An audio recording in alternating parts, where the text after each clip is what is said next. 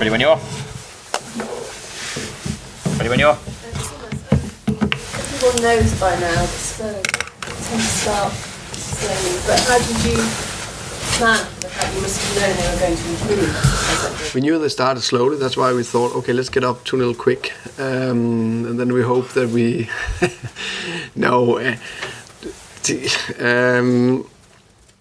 I would say for our perspective, it was no talk about we need to start fast. It's just we hope to start fast every game. I think overall, the performance were very good again from us. I think overall 90 minutes, if you look at chance and all that, I think we were the one that should have won. The momentum swung their way when Kane scored that goal. In a situation where I would have said to the players, happy days, let them cross from there. And what an unbelievable cross from Langling and a great header from Harry Kane. But even that they scored there, we had a massive chance to Brentford 3-1. They're not coming back from that. I'm convinced, even that I agree that they are good to come back. Then they equalised. We actually had a big moment for Brentford again.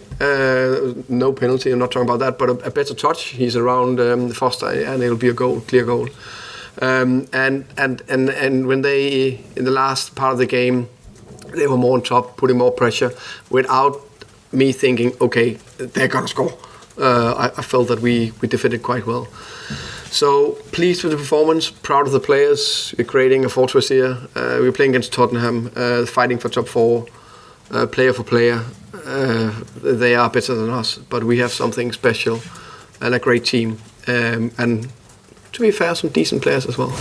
Thomas, watching Ivan Toney today, you wouldn't know that there was anything going on off the field at the moment. How is he able to just put aside anything that's going on that front and put a performance like that? I wish I knew, because then I will bottle him up and sell it for a lot of money, and I think I'll be very, very rich. If you can create that mentality and character and put it on a bottle and sell it to people, then in that way he's very, very special. Unbelievable character mentality.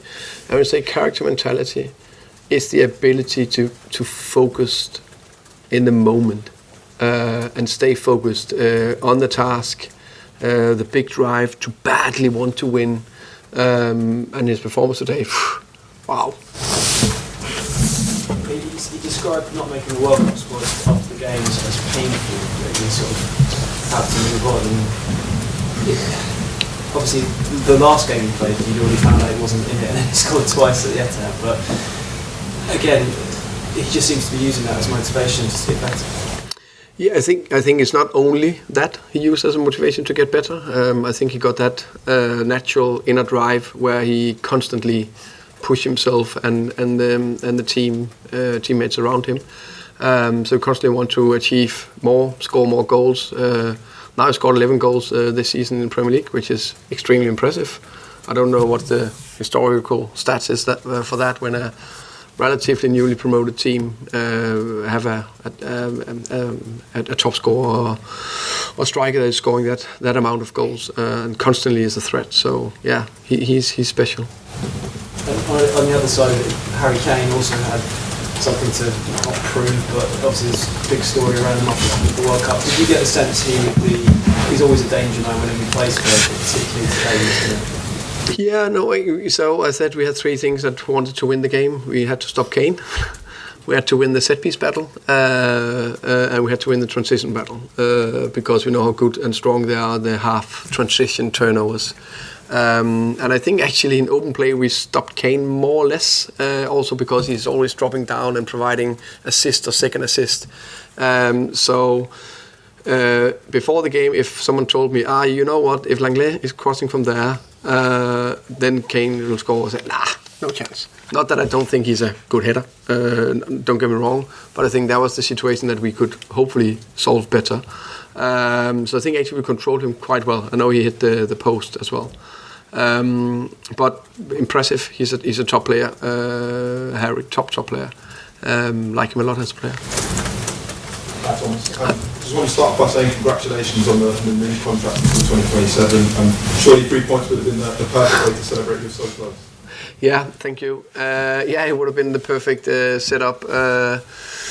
And when we, normally when we're 2-0 up, even play against a good team, we are very difficult to play against, and it's very unlikely that we don't get the 3 points. But as we started the press conference with that, when they scored the 2-1 goal, the momentum that swung the other way, unfortunately. But I also think the 2 goals they scored, unbelievable cross and a little bit of deflection inside the box that went the wrong way. But in general, what I'm pleased with was the performance again. You must be pretty pleased as well about the fact that the last 2 games you played, Man City and Tottenham, and come away with 4 points. Yeah, massively. I think we go into every game and believe we can win him. Tottenham home, City away. No matter who we are playing, we believe we can win. And we know we have a chance against any team. We've shown that for 1.5 seasons in the Premier League. That's a big belief and a big boost, confident boost to go into the game with. We also know we can lose, but we need to go in there with a belief that we can win. You spoke about to me in the press conference the other day about when you were out in Spain adding extra layers to the attack. Do you feel like you saw signs of that today, that the team's going to be a bit more fluid going forward in the second half? Yeah, I felt that especially second half, felt we went to some good areas on the side to producing crosses. Just lacked a little bit quality on the crosses, but I felt that was a good thing. That was the main bit, and I think our transitions. I think the 1-0 goal was a good example of arriving in the box. And then just final question from me. I wanted to just check in on Frank Onyeka and Shandon Baptiste as they weren't in the squad. Yeah, Frank unfortunately have a minor hamstring injury, so I don't know. It's not a longer one, but I don't know when he's available. Probably borderline with West Ham, but so it's not a longer one. Shandon is got an injury. He will be out for the next three games. Thank you. Is Rico Henry the best left back we didn't see in Qatar? From England or in the world? Definitely for England. And the only reason why I don't want to say in the world is because I don't know every other country's left. Denmark's, of course. We actually didn't have a left footer, I think. I don't think we bring a left footer. So, yes, I think he was... I think the way he plays against Man City, wow. I think he continued today.